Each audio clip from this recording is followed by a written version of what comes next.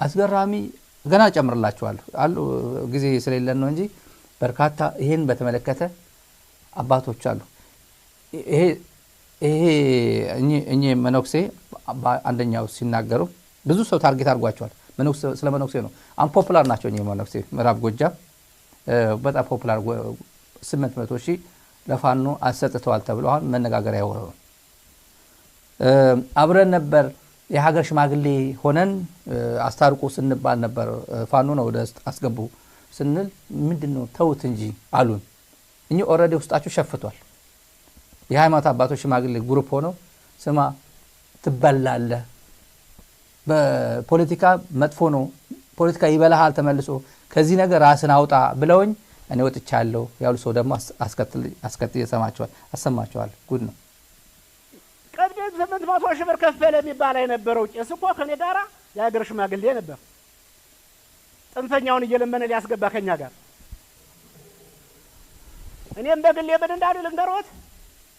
ልጅን አይሉ ጎተት አድርገው ፖለቲካ እኮ ውሃ ነው ማበል ነው ይበላሃል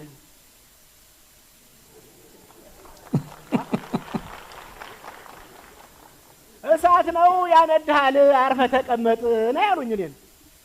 እንሽ ሽማግሌ ሞሽ ኮረ መድኃኒዓለም ይፍረድብኝ ውሸቴን ከሆነ እዚህ ጊዮርጊስ ላይ ተቀምጠን ነው ጎትተው ወስደው እንዲህ ያሉኝ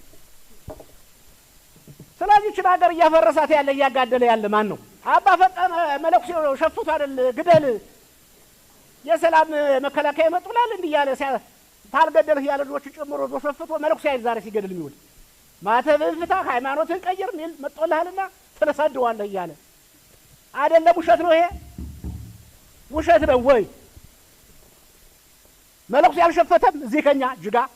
የሸፈተ የለም ስለዚህ እንዴት ሆነን ነው እዚህ ሀገር ላይ እንዴት ሆነን ነው የምንኖር አሁን ይሄን ሰላም እናምጣው ከተባለ እዚህ ያለን ሰዎች ሁላችን ሰላም ከሆነ ይሄን ሰላም ባንድ ቀን ማምጣት አንችልም ግን አሁን እዚህ ውስጥ ያለን ሰዎች ሁላችን ሰላም ነን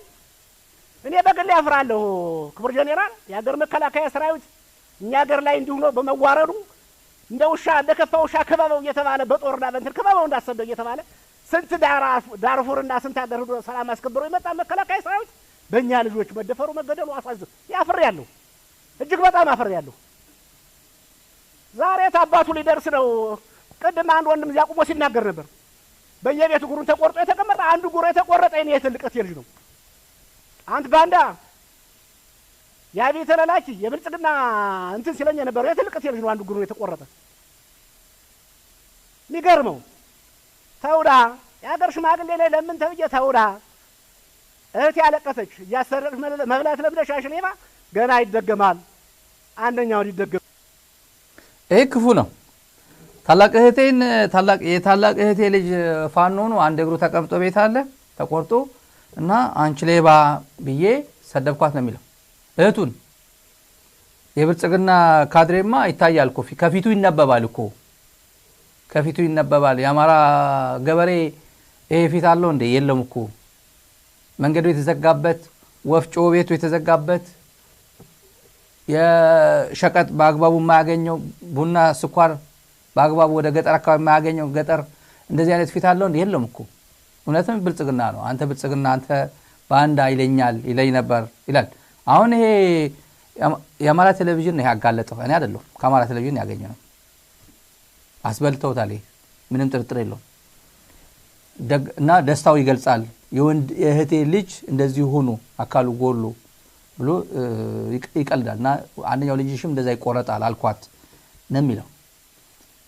አንድ ጉዳይ የተናገረው ይሄ በየሰፈሩ ክቡር ጀነራል የሚለው መሐመድ ተሰማ ነው በነገራችን ላይ